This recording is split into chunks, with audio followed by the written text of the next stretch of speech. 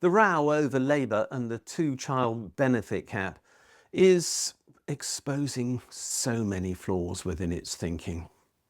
It's had nearly 10 years to develop policy on this issue because we've had that cap for nearly that long. And yet they've arrived in office and apparently need to hold an inquiry to work out what they should think. Really? Are these politicians so unaware of the briefs that they are meant to be following whilst in shadow cabinet as MPs that they don't know what they think about them? Of course Labour knows what it thinks about the two-child benefit cap. It's either in favour of it or it isn't. There's really not much other place where it could be. So what is going on here? Well, it's obviously not a debate about the two-child benefit cap that is happening right now in the Labour Party. There is a virility test going on, and that virility test is between Keir Starmer, Rachel Reeves and the rest of the Labour Party. Keir and Reeves are united in their desire to make sure that the books balance. And their claim is that those books must balance on a figure which was preordained by the Tories, because they've accepted the current Tory financial settlement for this country and the Tories' fiscal rule under which Rachel Reeves says she must work. That means she believes she cannot increase government spending and, as a matter of fact, relieving child poverty in this country by removing the two-child benefit cap would cost a figure of between 1.7 billion and 3.2 billion, depending on which authority you talk to. Charities tend to think it's the smaller number. The Institute for Fiscal Studies tend to think it's the larger number. Labour has, for its own reasons, chosen the larger number for this purpose. But whatever it is, the figure in question is small. It's particularly small when put in the context of the number of children who are impacted by this. 330,000 children are in extreme poverty as a consequence of that cap. That means they're living in households with less than 60% of median earnings. Another 400,000 children are potentially living in poverty, which means they're living on well below median earnings, but not in extreme poverty in their households. So those children are suffering. And let's not beat around the bush. That's what this means. They have adults in their household, parents, carers, whoever they might be, who cannot provide those children with what they would wish. That may be a meal. It might be the bed that they require. It will almost certainly mean it's not the accommodation that they need, because by and large low earnings go with poor quality accommodation. And they may well be missing out on other essentials. Sleep, because the house that they live in is not good enough. Or clothing, including school uniforms, which may not be available to them and will bring them under pressure. These things really matter. And Labour could change this. The point I'm making is that this is a moral choice. To pretend that this is a financial choice is quite absurd. Governments can create money whenever they wish. We know that. As a matter of fact, that's the way that all government spending takes place. The government decides it will spend on something. It tells the Bank of England to pay it. The Bank of England doesn't look in the government's bank account and says, hey, you haven't got any money in here today, so you can't spend. Quite simply, the Bank of England extends the money to the government on what is in effect an overdraft, and the government makes the payment. That can happen, well, ad infinitum, because of course the government owns its own bank. So the government can make these payments. To pretend that there's some limit on what it can spend is totally untrue. Artificial. A lie, if you like, because that's what it is. It really is a misrepresentation of the truth, and that's what I would call a lie.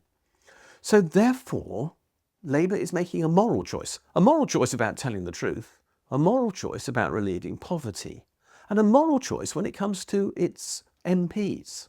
7 of them have now been suspended, just 3 weeks after they were elected as Labour MPs, because they've had the temerity to say Labour should get rid of this two-child benefit cap.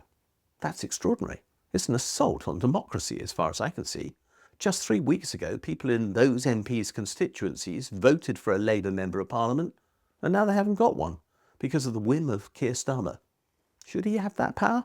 That's a separate question, but it's another moral one.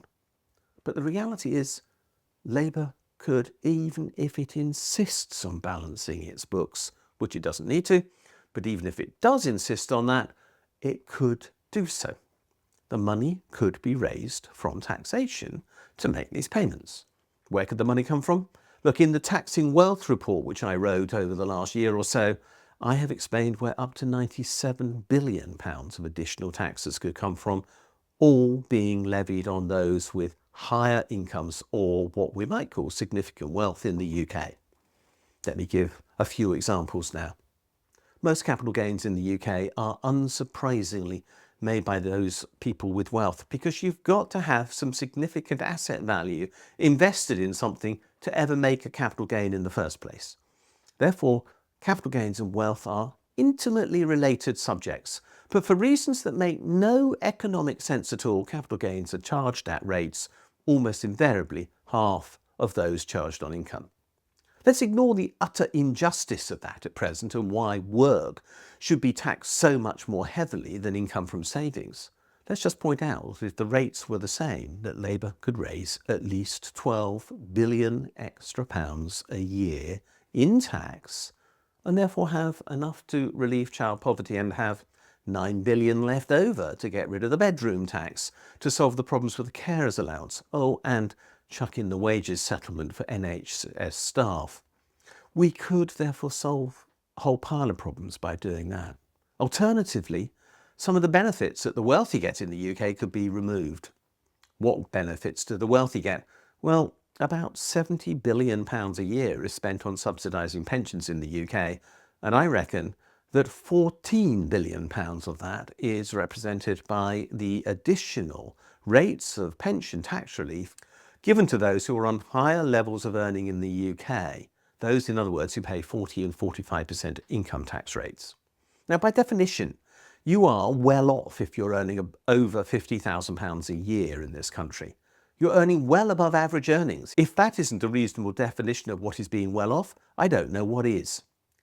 Why should those people get a subsidy for their savings that is double that of those people who are on average earnings, less than £50,000 a year?